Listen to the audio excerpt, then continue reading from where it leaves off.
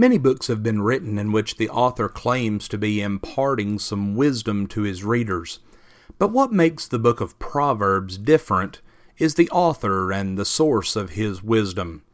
The last two chapters of Proverbs are attributed to Agur, the son of Jakeh the oracle, and also to King Lemuel, the oracle which his mother taught him. The identities of these individuals is uncertain. However, the bulk of the book of Proverbs can be attributed to Solomon, the son of David, the king of Israel, as we see in the first verse of the first chapter. Some of these Proverbs of Solomon were transcribed by the men of Hezekiah, the king of Judah, as we see in chapter 25 and verse 1. But it's important for us to understand how Solomon acquired his wisdom, and we find the answer to this shortly after Solomon established his rule as the king of Israel in 1 Kings chapter 3, verses 5 through 12. In these verses, we see that God appears to Solomon in a dream, and God says to Solomon, "Ask what you wish of me, and I will give it to you." Well, as Solomon considered these things, he made this request. He said, "So give your servant an understanding heart to judge your people, to discern between good and evil." And God replied in this way, "Behold, I have given you a wise and discerning heart, so that there has been no one like you before you, nor shall one like you rise again." It is certainly true that no one could equal Solomon in terms of wisdom. When the Queen of Sheba heard of Solomon's wisdom and traveled to visit with him in order to see for herself if the reports were true, she discovered that they were absolutely true in 1 Kings 10, verses 6 and 7. But we find that God promised to give Solomon this wisdom.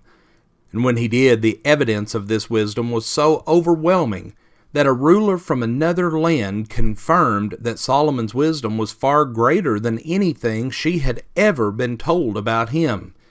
Solomon's wisdom was miraculously granted to him by God, but this is not something that is going to happen to us today. Today it's going to take time and effort on our part, but we too can gain wisdom. Notice what James wrote in James 1, verses 5 and 6. "But if any of you lacks wisdom, let him ask of God, who gives to all generously and without reproach, and it will be given to him. But he must ask in faith, without any doubting, for the one who doubts is like the surf of the sea, driven and tossed by the wind." After Solomon was given wisdom directly from God, he wrote down his wise teachings in the book of Proverbs. But why did he do this? If God would miraculously grant everyone with wisdom who desired it, then this written volume would be unnecessary. But he wrote these things down so that others could read them and receive instruction in the ways of righteousness. Now it's important to note that even though Solomon was given wisdom directly and miraculously from God, he still possessed the characteristics necessary to receive wisdom, characteristics that we must have if we wish to gain wisdom. Solomon recognized God is the only source of all blessings.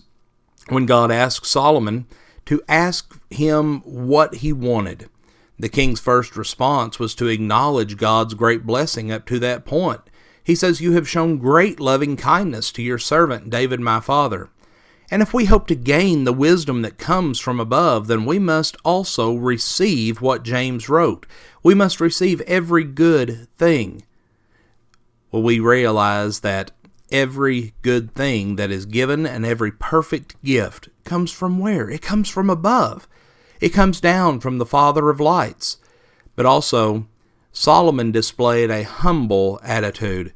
Although he had become king, Solomon recognized that he was but a little child who did not know how to go in or come out. He realized that he still needed God's assistance. Solomon also appreciated the responsibility that was placed upon him. He recognized the sheer gravity of his position as king, and he was also selfless. He didn't put himself first, but he put others first. He wanted wisdom so that he would be able to judge others and discern properly how to lead his people. He put others first. If we too can possess these characteristics that Solomon demonstrated when he was granted this wisdom by God, then friends, we too will also gain wisdom as we follow after the source of that wisdom. Friends, we thank you for joining us for our program today, and have a blessed day.